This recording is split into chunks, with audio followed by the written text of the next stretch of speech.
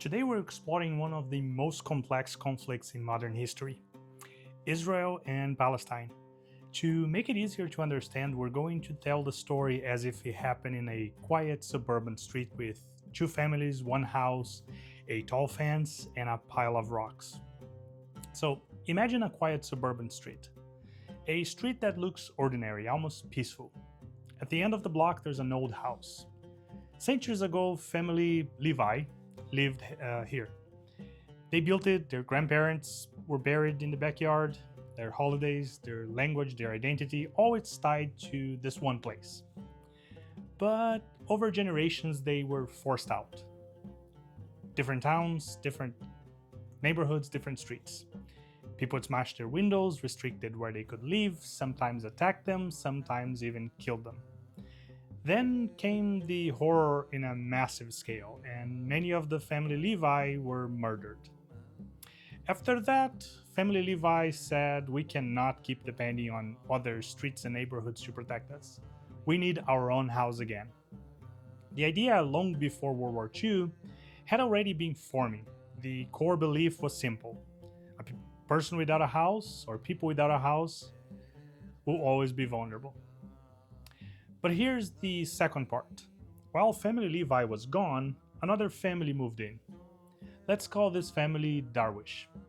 Their parents were born there, they planted trees, they built patios, they raised their kids. For them, this isn't memory, it's daily life.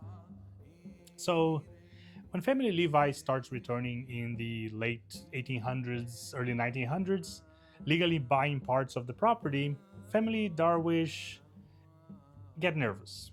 At first, it was small changes, a room here, a shed there, but over time the numbers grew. Then the HOA, or the Neighborhood Association, proposed a solution in 1947. Split the property. Two houses, shared fence, family Levi agrees, family Darwish doesn't. Why? From their perspective, why would they give up their home that they lived for generations? Then conflict erupts. It breaks out in 1948. Outside neighbors intervene. Families from surrounding houses start throwing rocks, all at the new structure of family Levi. Some thinks that the split is unfair. Some thinks that family Levi should not have a house at all.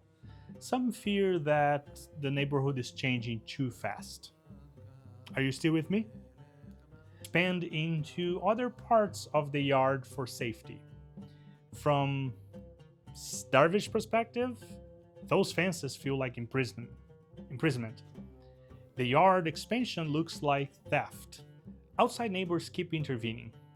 A very powerful neighbor from across town helps bring stronger windows, pay for security systems, and legal support to family Levi. Another neighbor supplies rocks to family Darwish's more militant relatives.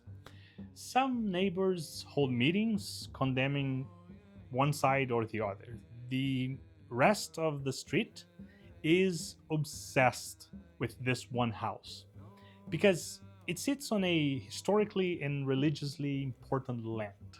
Here's the crucial point. Family Levi fears if we lose this house, we may never be safe anywhere again. For family Darwish, the fear is if we accept this situation permanently, we'll lose dignity and our claim to our own home. That's the collision. Now to the book.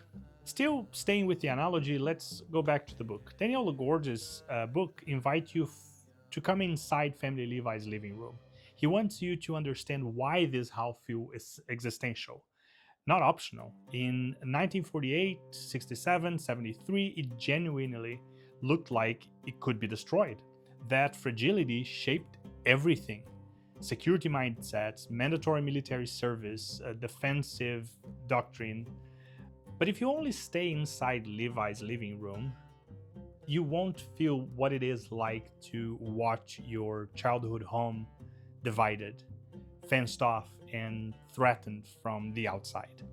And if you only sit in the Darwish house, you won't feel the historical terror of exile and genocide. The analogy works if we keep it simple. Two families claim the same house. Both have real historical attachments. Both have suffered. Both have thrown rocks. Outside neighbors often make things worse. This is not a fairy tale of heroes and villains.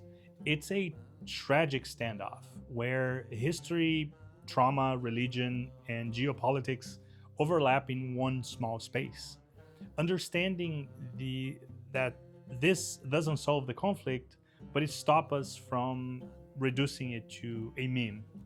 And in conflicts like this, intellectual laziness is just another rock. What the author Gordis does very well is that he humanizes Israel. Instead of statistics, he tells stories. Immigrants, Holocaust survivors, Ethiopian Jews, soldiers, family. The state becomes a lived experience. He also dismantled the idea that Israel was only created because of the Holocaust. He argues that Zionism predated by decades. The Holocaust just accelerated global sympathy, yes, but the ideological movement was already alive. That's historically accurate. Theodor Herzl was active in 1890s. Pogroms in Eastern Europe preceded the Nazi era. I digress. He also makes a subtle but important argument. Israel's survival was never inevitable. In 1948, neighboring Arab states invaded. In 1967, annihilation felt plausible. In 1973, Israel was caught off guard.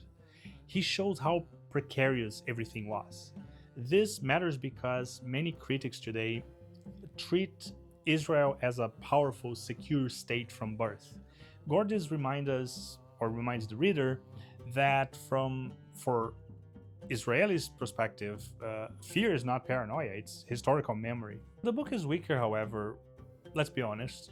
Daniel Gordis is not writing a symmetrical Israeli-Palestinian history.